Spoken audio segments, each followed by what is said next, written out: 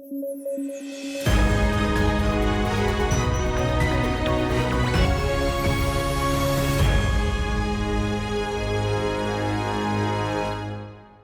News at 9 programme में आपका स्वागत है। मैं हूं अमृत उपाध्याय। आइए जल्दी से देखें आज की हेडलाइंस। अंतर्राष्ट्रीय ऊर्जा एजेंसी की रिपोर्ट जारी। कोयले का वैश्विक उपयोग 2023 में रिकॉर्ड ऊंचाई पर। 2026 तक कोयले के उपयोग में गिरावट की उम्मीद नहीं। सूर्य ने छोड़ी एक्स कैटेगरी की सौर ज्वाला। X2.8 के रूप में वर्गीकृत किया गया सौर ज्वाला को अमेरिका में हुआ शॉर्ट वेव रेडियो ब्लैकआउट। और शांति, निःशस्त्रीकरण और विकास के लिए साल 2023 के इंदिरा गांधी पुरस्कार की घोषणा। डेनियल बरेनबोइम और अली अबू अव्वाद को संयुक्त रूप से मिलेगा पुरस्कार। संगीत और शांति संवाद रहा इनका मुख्य हथियार। आइए खबरों की शुरुआत करें। कथनी और करनी में अंतर समझना हो तो अंतर्राष्ट्रीय ऊर्जा एजेंसी की एक रिपोर्ट पर नजर डाल लीजिए। अंतर्राष्ट्रीय ऊर्जा एजेंसी की रिपोर्ट में कहा गया है कि कोयले का वैश्विक उपयोग 2023 में रिकॉर्ड ऊंचाई पर पहुंचने की उम्मीद है। रिपोर्ट में इसका ठीकरा उभरती और विकासशील अर्थव्यवस्थाओं पर फोड़ा गया है। रिपोर्ट में बताया गया है कि उभरती और विकासशील अर्थव्यवस्थाओं में बिजली की मांग पहले से कहीं ज्यादा हो गई है और यह मांग काफी मजबूत बनी हुई है। कथनी और करनी में अंतर इसलिए कहा गया है क्योंकि एक तरफ हाल ही में संपन्न हुए COP28 शिखर सम्मेलन में दुनिया भर के देश बढ़ चढ़कर जीवाश्म ईंधन से दूरी बनाने की बात कर रहे थे और दूसरी तरफ अपनी ऊर्जा जरूरतों के लिए कोयले का उपयोग भरपूर मात्रा में किया जा रहा है। अंतर्राष्ट्रीय ऊर्जा एजेंसी की रिपोर्ट में आंकड़े भी दिए गए हैं। आंकड़े बताते हैं कि दुनिया में 2023 में कोयले की मांग 1.4% की दर से बढ़ रही है। दुनिया में 2023 में कोयले की मांग पहली बार 8.5 बिलियन मीट्रिक टन से अधिक हो गई है। रिपोर्ट में भारत और चीन का जिक्र विशेष तौर पर किया गया है। रिपोर्ट में कहा गया है कि भारत में कोयले का उपयोग 8% की दर से बढ़ने की उम्मीद है और चीन में बढ़ती बिजली की मांग और कमजोर जल विद्युत उत्पादन के कारण कोयले के उपयोग में 5% की दर से वृद्धि देखी गई है। रिपोर्ट में यह भी कहा गया है कि इस साल कुल वैश्विक कोयले की खपत के 3/4 हिस्से के जिम्मेदार केवल चीन, भारत और दक्षिण पूर्व एशिया है। इस खपत का अनुमान आप इस फैक्ट से लगा सकते हैं कि 2023 में दक्षिण पूर्व एशिया में कोयले की खपत पूरे अमेरिका और यूरोपियन यूनियन से ज्यादा है। दूसरी तरफ रिपोर्ट में पश्चिमी देशों की सराहना की गई है। कहा गया है कि यूरोपीय संघ और संयुक्त राज्य अमेरिका में 2023 में कोयले के उपयोग में लगभग 20% की दर से गिरावट आई है। रिपोर्ट में नजदीकी भविष्य को लेकर भी निराशावादी दृष्टिकोण देखने को मिलता है। कहा गया है कि 2026 में वैश्विक खपत 8 बिलियन मीट्रिक टन से अधिक रहने का अनुमान है। इसका मतलब है कि 2026 तक कोयले के उपयोग में गिरावट की उम्मीद नहीं है। साथ ही 2026 तक भारत और दक्षिण पूर्व एशिया एकमात्र ऐसे क्षेत्र होंगे जहां कोयले की खपत उल्लेखनीय रूप से बढ़ने की उम्मीद है। अंतर्राष्ट्रीय ऊर्जा एजेंसी ने संभावना जताई है कि अगले 3 सालों में दुनिया भर के देश अपने स्तर पर नवीकरणीय ऊर्जा पर शिफ्ट होंगे, जिससे कोयले की मांग 2024 में गिर जाएगी और 2026 तक स्थिर हो जाएगी। रिपोर्ट में कहा गया है कि दुनिया का आधा कोयला चीन उपयोग करता है, इसलिए चीन की स्वच्छ ऊर्जा की तरफ बढ़ने की रफ्तार और चीनी अर्थव्यवस्था में संरचनात्मक बदलावों से आने वाले वर्षों में कोयले का उपयोग काफी हद तक प्रभावित होगा। बदले बदले से नजर आ रहे हैं जनाब। ये जनाब और कोई नहीं बल्कि हमारे सौर मंडल के मुखिया हैं, यानी सूर्य। सूर्य हमारी पूरी दुनिया का कर्ता धर्ता है। दुनिया के सारे जीव जंतु, पेड़ पौधे अपनी सारी ऊर्जा प्रत्यक्ष या अप्रत्यक्ष रूप से सूर्य से ही प्राप्त करते हैं। लेकिन सूर्य पर घटी एक घटना ने सारी दुनिया के वैज्ञानिकों को चौंका दिया है। पिछले कई महीनों से सूर्य लगातार उग्र हो रहा है और पृथ्वी को इसका खामियाजा भुगतना पड़ रहा है। ऐसा क्या हुआ है सूर्य को? चलिए समझते हैं इस खबर से। हाल ही में नासा ने बताया कि सूर्य ने एक एक्स कैटेगरी की सौर ज्वाला छोड़ी है। इस सौर ज्वाला को X2.8 फ्लेयर के रूप में वर्गीकृत किया गया है। X2.8 में एक्स क्लास सबसे तीव्र ज्वालाओं को दर्शाता है, जबकि संख्या इसकी ताकत के बारे में जानकारी प्रदान करती है। आपको बता दें कि एक्स कैटेगरी की सौर ज्वाला को सबसे तीव्र सौर ज्वाला के रूप में वर्गीकृत किया जाता है। इस सौर ज्वाला के बारे में चिंता इसलिए भी है क्योंकि यह 2017 के बाद से सबसे तीव्र और शक्तिशाली सौर ज्वाला है। National aeronautics and space administration यानी नासा के एक बयान के अनुसार इस घटना की एक फोटो अंतरिक्ष एजेंसी के सोलर डायनेमिक्स वेधशाला द्वारा कैप्चर की गई थी। चलिए अब आसान भाषा में समझते हैं ये सौर ज्वाला आखिर क्या है और इससे पृथ्वी को क्या खतरे हो सकते हैं। देखिए, हमारा सूर्य एक बड़ा नाभिकीय संलयन रिएक्टर की तरह है। इसमें लगातार हाइड्रोजन का संलयन होता है, जिसके बाद ये हीलियम में बदलता है, जिससे काफी बड़ी मात्रा में ऊर्जा और प्रकाश निकलता है। सूर्य में ब्लैक स्पॉट्स पाए जाते हैं, जहां चुंबकीय क्षेत्र अति तीव्र होते हैं। जब कभी सूर्य में नाभिकीय संलयन बहुत तेज हो जाता है तो ब्लैक स्पॉट से जुड़ी चुंबकीय ऊर्जा इससे प्रभावित होती है और विकिरण का एक तीव्र विस्फोट सूर्य से निकलता है। इसी तीव्र विस्फोट को सौर ज्वाला कहते हैं। सौर ज्वालाएं सौर मंडल की सबसे बड़ी विस्फोटक घटनाएं हैं। इस विस्फोट में प्लाज्मा और अन्य सौर पदार्थ हर तरफ हाई स्पीड से फैल जाते हैं और यही कुछ दिनों में पृथ्वी को हिट करते हैं। हालांकि पृथ्वी का चुंबकीय क्षेत्र इस विस्फोट से काफी हद तक सुरक्षा करता है, लेकिन यह सौर विस्फोट रेडियो संचार, electric power grid, navigation signal को प्रभावित कर सकते हैं और अंतरिक्ष यान और अंतरिक्ष यात्रियों के लिए जोखिम पैदा कर सकते हैं। आपको बता दें कि हाल ही में सूर्य से निकली सौर ज्वाला X2.8 के कारण अमेरिका में गहरा शॉर्ट वेव रेडियो ब्लैकआउट हो गया था।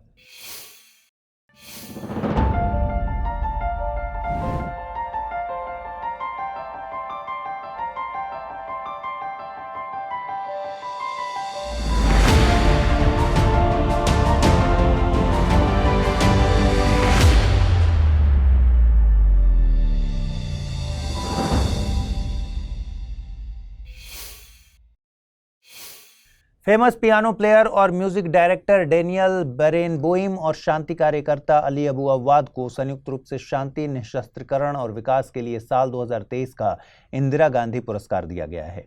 इंदिरा गांधी मेमोरियल ट्रस्ट के एक बयान के अनुसार इन दोनों का चयन भारत के पूर्व मुख्य न्यायाधीश TS ठाकुर की अध्यक्षता में एक अंतर्राष्ट्रीय जूरी द्वारा किया गया।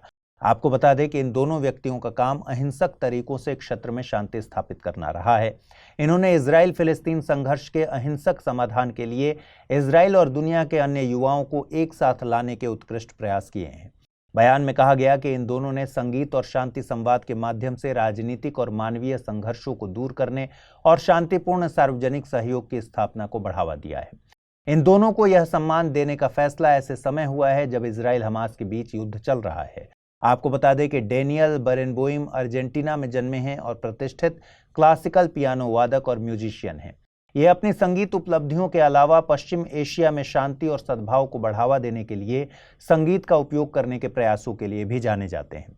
वहीं अली अबू अव्वाद एक प्रमुख फिलिस्तीनी शांति कार्यकर्ता हैं, जो इस क्षेत्र में चल रहे संघर्ष के शांतिपूर्ण समाधान के लिए फिलिस्तीन और इजराइल के लोगों के साथ मिलकर काम कर रहे हैं। अली अबू अव्वाद ने इस क्षेत्र में शांति प्रयासों के लिए गांधीवादी सिद्धांतों के साथ अहिंसक कार्यवाही, स्वतंत्रता और गरिमा को अपना हथियार बनाया। WHO यानी विश्व स्वास्थ्य संगठन ने हाल ही में दुनिया भर की सरकारों से ई सिगरेट पर प्रतिबंध लगाने की मांग की है। WHO ने जोर देकर कहा कि दुनिया भर की सरकारें ई सिगरेट को तंबाकू वाली सिगरेट के समान ही माने और जल्द से जल्द सभी फ्लेवर की ई सिगरेट पर प्रतिबंध लगाएं। आपको बता दें कि कुछ शोधकर्ता, प्रचारक और सरकारें ई सिगरेट या वेप्स को धूम्रपान का विकल्प मानती हैं और इसलिए प्रमोट करती हैं ताकि तंबाकू वाली सिगरेट के धूम्रपान से होने वाली मृत्यु और बीमारी को कम किया जा सके। WHO ने स्टडीज का हवाला देते हुए कहा है कि इस बात के कोई पुख्ता सबूत नहीं है कि वेप्स या फिर ई सिगरेट ने धूम्रपान करने वालों को धूम्रपान छोड़ने में मदद की है। WHO ने कहा कि ई सिगरेट धूम्रपान छोड़ने में मदद नहीं करती, उल्टा ई सिगरेट स्वास्थ्य के लिए ज्यादा हानिकारक है। ई सिगरेट के साथ सबसे बड़ी समस्या है कि धूम्रपान न करने वालों, खासकर बच्चों और युवाओं में निकोटीन की लत बढ़ सकती है। WHO ने कहा कि वयस्कों की तुलना में 13 से 15 वर्ष के बच्चे ई सिगरेट का उपयोग ज्यादा कर रहे हैं, जो कि एक गंभीर और चिंता का विषय है। भारत की बात करें तो आपको बता दें कि 2019 में ही भारत की केंद्रीय मंत्रिमंडल ने इलेक्ट्रॉनिक सिगरेट पर प्रतिबंध की घोषणा अध्यादेश 2019 को मंजूरी देकर की थी। इसका मतलब है कि भारत में ई सिगरेट बैन है। ई सिगरेट पर प्रतिबंध में सभी प्रकार के इलेक्ट्रॉनिक निकोटीन डिलीवरी सिस्टम, ई हुक्का और इसी तरह के अन्य उपकरण शामिल हैं। आइए समझते हैं ई सिगरेट क्या है और इससे क्या नुकसान है। ई सिगरेट बैटरी से चलने वाला एक डिवाइस है। इस डिवाइस के अंदर एक लिक्विड मटेरियल होता है। बैटरी की ऊर्जा से इस लिक्विड मटेरियल को गर्म करके एरोसोल बनाया जाता है, जिसे यूजर सांस के द्वारा खींचता है और छोड़ता है। ई सिगरेट लिक्विड में आमतौर पर nicotine, propylene, glycol, glycerin, flavour और अन्य केमिकल्स होते हैं। ई सिगरेट में निकोटीन होता है जो यूजर को नशे की लत का आदी बना सकता है। ई सिगरेट युवाओं, युवा वयस्कों और गर्भवती महिलाओं के स्वास्थ्य के लिए खतरा पैदा करती है। कुछ इलेक्ट्रॉनिक्स निकोटीन डिलीवरी सिस्टम के एरोसोल में सीसा, क्रोमियम और निकल सहित कई धातुएं और फॉर्मेल्डिहाइड जैसे केमिकल भी पाए गए हैं, जिनकी सांद्रता पारंपरिक सिगरेट के बराबर या उससे ज्यादा है। ये धातुएं ट्यूमर प्रमोटर के रूप में भी काम करती हैं। निकोटीन के नकारात्मक प्रभावों के बारे में जानकारी की कमी और इन उत्पादों की आसान पहुंच के कारण युवा नशे की चपेट में आ जाते हैं। हालांकि ये उत्पाद भारत में निकोटीन रिप्लेसमेंट थेरेपी उत्पादों के रूप में रजिस्टर्ड नहीं है। आइए देखें आज के रैपिड न्यूज में क्या है खास। सेना हटाने की मांग के बाद मालदीव ने जल सर्वेक्षण पर भारत के साथ समझौता खत्म करने की बात कही है। दरअसल इंडिया आउट कैंपेन से लोकप्रिय हुए राष्ट्रपति मोहम्मद मुइज़ू ने हाइड्रोग्राफिक सर्वेक्षण समझौते से पीछे हटने का निर्णय लिया है। इस समझौते के तहत भारत को मालदीव के क्षेत्रीय जल का हाइड्रोग्राफिक सर्वेक्षण करने, चट्टानों, लैगून, समुद्र तट, समुद्री धाराओं और ज्वार के स्तर का अध्ययन और चार्ट बनाने की अनुमति प्रदान की थी। भारत की उमा शेखर को यूनिड्रॉइट यानी निजी कानून के एकीकरण के लिए अंतर्राष्ट्रीय संस्थान की गवर्निंग काउंसिल के लिए चुना गया है। आपको बता दें कि भारत 2024 से 2028 तक गवर्निंग काउंसिल का सदस्य होगा। यदि हम यूनिड्रॉइट की बात करें तो यह रोम में स्थित है, जिसकी स्थापना 1926 में संयुक्त राष्ट्र संघ के सहायक अंग के रूप में की गई थी। यह एक स्वतंत्र अंतर सरकारी संगठन है। उसका मकसद वाणिज्यिक और निजी कानूनों के आधुनिकीकरण के लिए आवश्यकताओं और तरीकों का अध्ययन करना है और उन उद्देश्यों को प्राप्त करने के लिए समान कानून, उपकरण, सिद्धांत और नियम तैयार करना है। कुछ समय से अराजक पूंजीवाद शब्द काफी चर्चा में है। इसकी वजह है जेवियर माइली, जो खुद को अराजक पूंजीवादी कहते हैं। उन्होंने हाल ही में अर्जेंटीना के राष्ट्रपति बनने की दौड़ में जीत हासिल की। अगर हम अराजक पूंजीवाद की बात करें तो यह एक प्रकार का राजनीतिक दर्शन है जो राज्य की समाप्ति और मुक्त बाजार व्यवस्था में निजी कंपनियों द्वारा नियंत्रित कानून और व्यवस्था का समर्थन करता है। इस शब्द को सर्वप्रथम मर्रे रोथबर्ड ने प्रस्तुत किया था। हाल ही में भारत की सबसे तेज सौर इलेक्ट्रिक नाव बाराकूडा को लॉन्च किया गया। यह नाव शोर, कंपन और प्रदूषण से मुक्त है। इसे मझगांव डॉक शिप बिल्डर्स और नेवल द्वारा संयुक्त रूप से विकसित किया गया। आपको बता दें कि यह नाम बाराकूडा मछली के नाम पर इसे दिया गया है।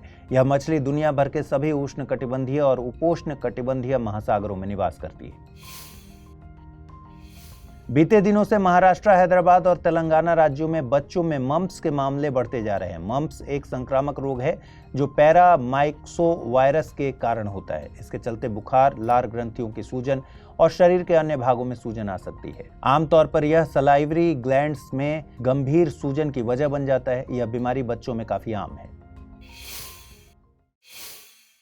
आइए जल्दी से देखें आज के बुलेटिन पर आधारित क्या प्रश्न बन सकते हैं। पहला सवाल है, हाल ही में शांति, निशस्त्रीकरण और विकास के लिए साल 2023 का इंदिरा गांधी पुरस्कार किसे देने की घोषणा की गई है?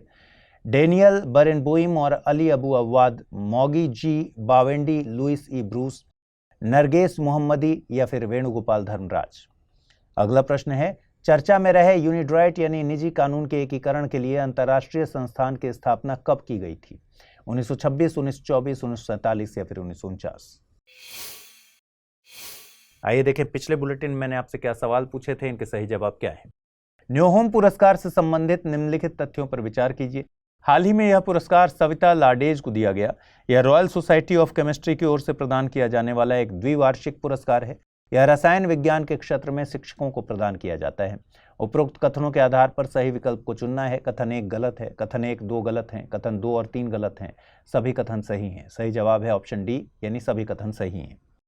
अगला प्रश्न मैंने पूछा था, हाल ही में चर्चा में आया पेस मिशन किस अंतरिक्ष एजेंसी के द्वारा लॉन्च किया जाएगा? नासा, इसरो, जाक्सा या फिर ईएसए? सही जवाब है ऑप्शन ए, नासा। आज इस बुलेटिन में इतना ही। कल रात 9 बजे पूरे हफ्ते के कंपाइलेशन के साथ आपसे मुलाकात होगी। ख्याल रखिए, ठीक से पढ़ाई कीजिए। अगर आप इस बुलेटिन की पीडीएफ हासिल करना चाहते हैं, अमृत उपाध्याय 007 टेलीग्राम चैनल पर जाइए। इसकी पीडीएफ रोजाना मिलती है और आज पूछे गए सवालों का जवाब भी कमेंट बॉक्स में देना है। नमस्कार।